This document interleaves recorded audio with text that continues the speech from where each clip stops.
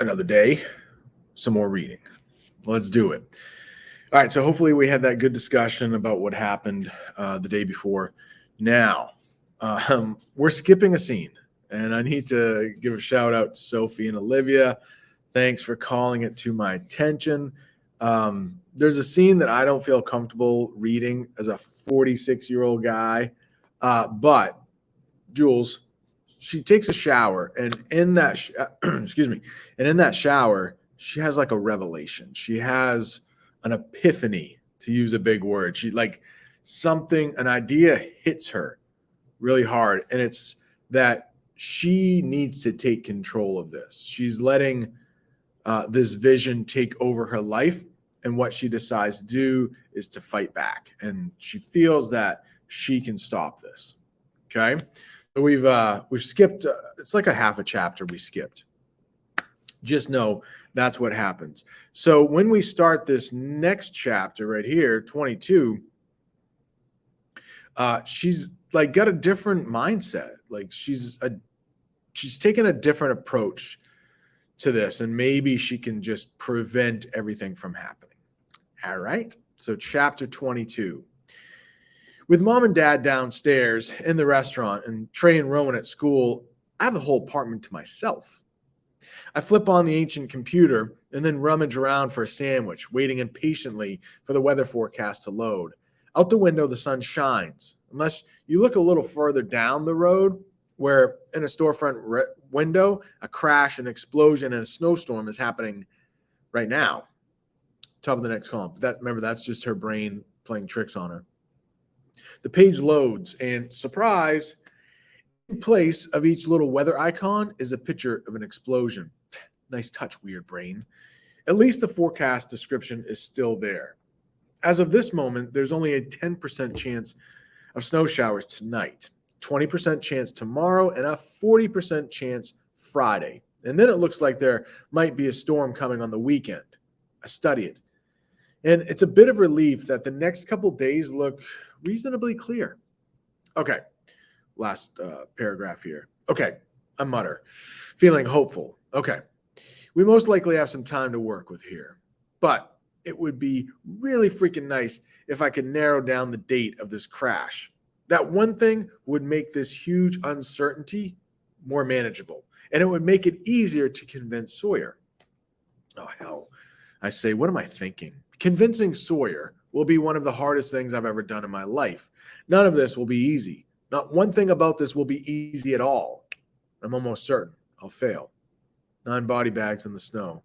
Before I can send myself back to the overwhelming abyss of hopelessness, I grip the desk, grit my teeth, and take a deep breath, letting it out slowly. Hang on, DeMarco. Just calm down and hang on. First things first, I have 2 hours with the TV to myself.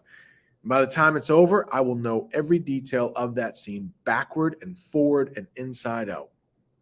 I flip on the TV, and I don't even have to search for it. Top of the next column. It plays on a loop. I watch it like that for several minutes just to get back into the timing of the events. Obviously, the scenes are not one continuous shot, but where exactly are the breaks? I grab my notebook, take notes about my observations. Scene 1. The snowplow is coming down Cottonwood Street behind Ignati's. The view is approximately from the parking lot near the Ignati's building. While it's dark, it's only a little hard to see the truck because the street lights are on. And it seems to me that the truck is going way too fast for a mostly residential neighborhood. It's not going very straight. It crosses to the wrong side of the road and angles towards the back parking lot of Ignati's. It hits the curb, goes over a pile of snow, and bounces roughly. That's where the scene breaks. As I watch, I realize a couple things. First, how can a snowplow hop the curb like that if the plow is down? I rewind and watch again in the earliest second of the scene, and I can see in the dark that the plow is not actually down, yet the street is freshly cleared.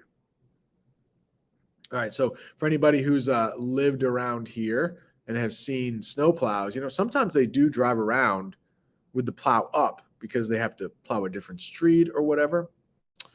So that's possible. They're not actually plowing at that point. Scene 2.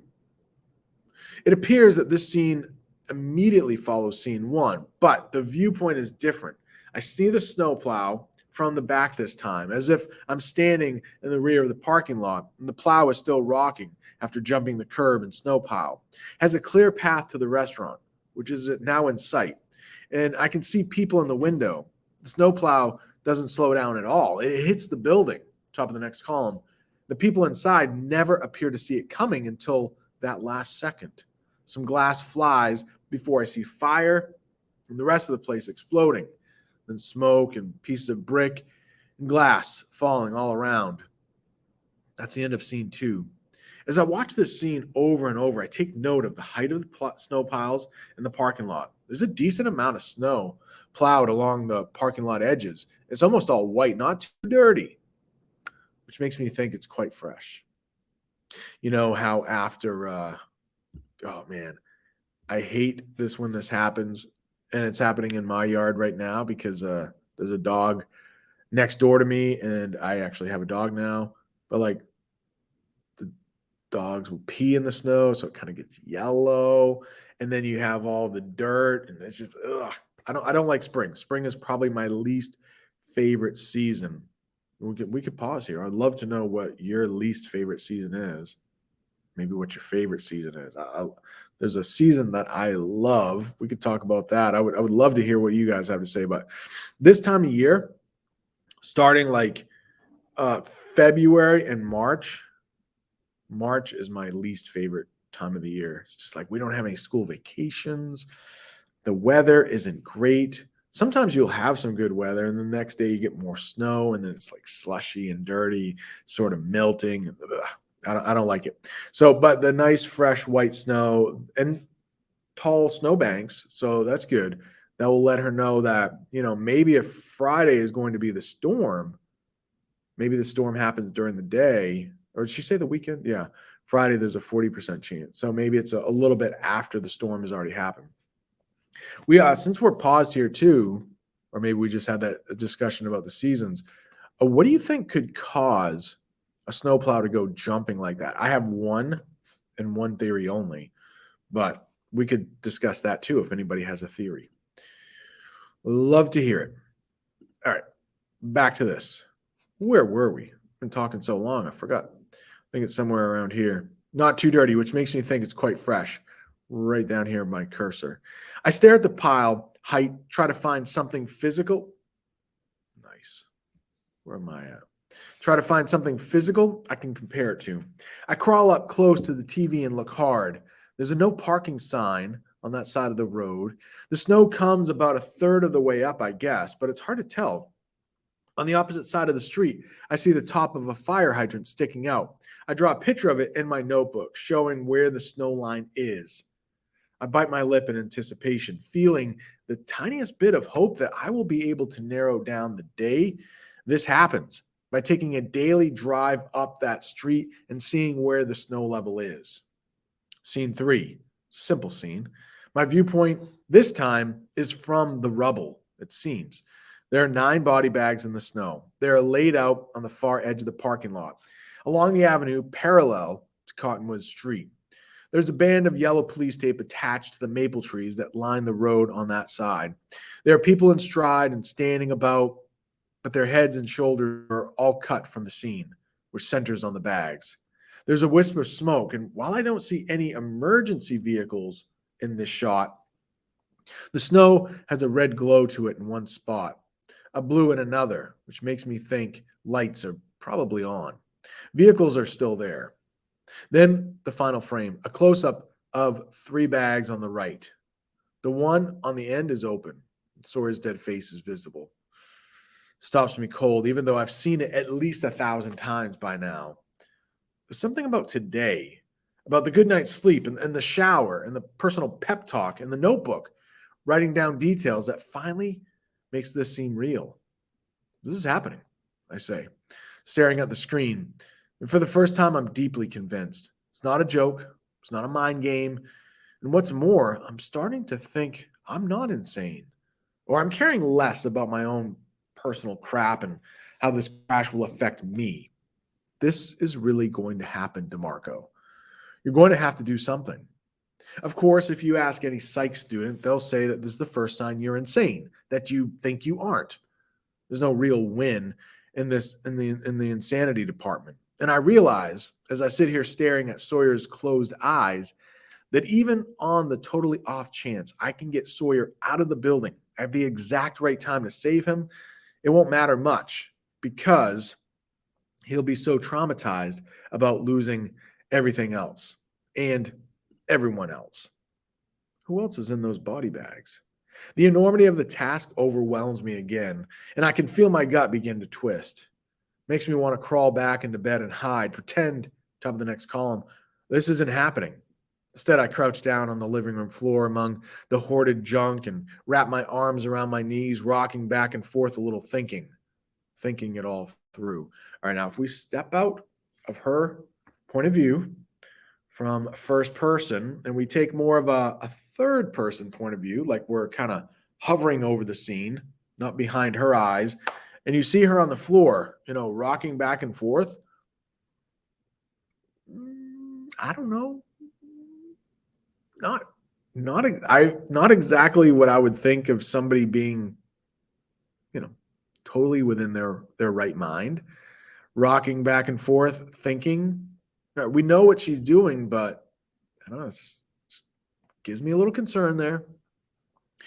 Wondering if there's a way I could shut the whole restaurant down for one night. So the plow crashes into a vacant building. Maybe I could somehow break the big window or cut the electricity. But I know that wouldn't keep the family from being in the restaurant.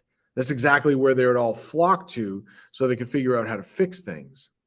So there goes that idea. But then a brand new wonder hits me.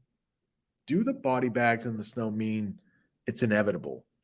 Oh, it's a good word to know, right? Something is inevitable. I will pause. Oh, get rid of that note. I will pause here just in case any big brain knows what inevitable means. And I'm sure in every class, we do have a big brain. If we don't, inevitable means it's going to happen. And just in case you're watching at home, can't come to school, maybe you're quarantined or whatever, inevitable, in case you didn't know, it's going to happen.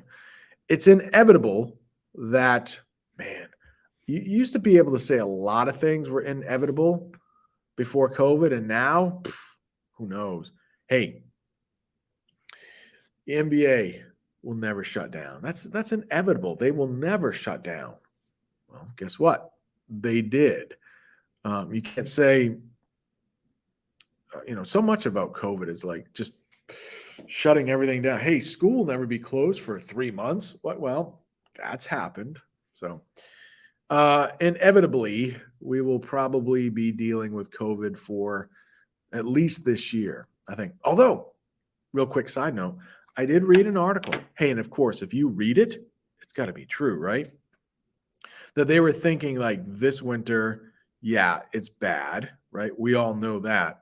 But it could in the spring and summer, just like it did last year and the year before. It was this is year 3 that we're dealing with COVID. That over the summer, of course, it's going to get better, right? And then they think if it's not this year, it could be next year, that it just becomes more like the flu and there's less talk of this. But as I'm recording this right now, if you were in Mr. Bim's homeroom or my homeroom, you probably heard Meatloaf this morning, a singer that just nobody your age knows, but somebody my age and Mr. Bim's age really knew. Yeah, he died of COVID. So he was like 74, which in 2022, 74 is not all that old. But anyways, I digress. If you ever hear somebody say that, I digress, it means you just got a little sidetracked. But then, of course, at any point, if somebody, let me know if you want to chime in on anything here. All right, back to the story. So she's getting a little bit of a better idea of possibly being able to stop this, which is why I've spoiled it in a couple classes. But what's going to happen is that the number of the body bags, they might change depending on how she influences this prediction. She could make it better or she could make it worse, which she's going to do both. Spoiler. Here we go. Back to the story. All right, but then a brand new, do the body bags, inevitable. That's where we ended right there. Inevitable. Will those 9 people die no matter what I do or don't do? Is it really their time to go, or can death be prevented? I don't know. I just don't know. Come on. Chapter 23. Zillionth. I like saying that word. Zillionth. That's not a real number, is it? Nah, informal. It's an extremely large number. All right. I think that's probably good because you probably need some time to work on that essay. All right. Adios.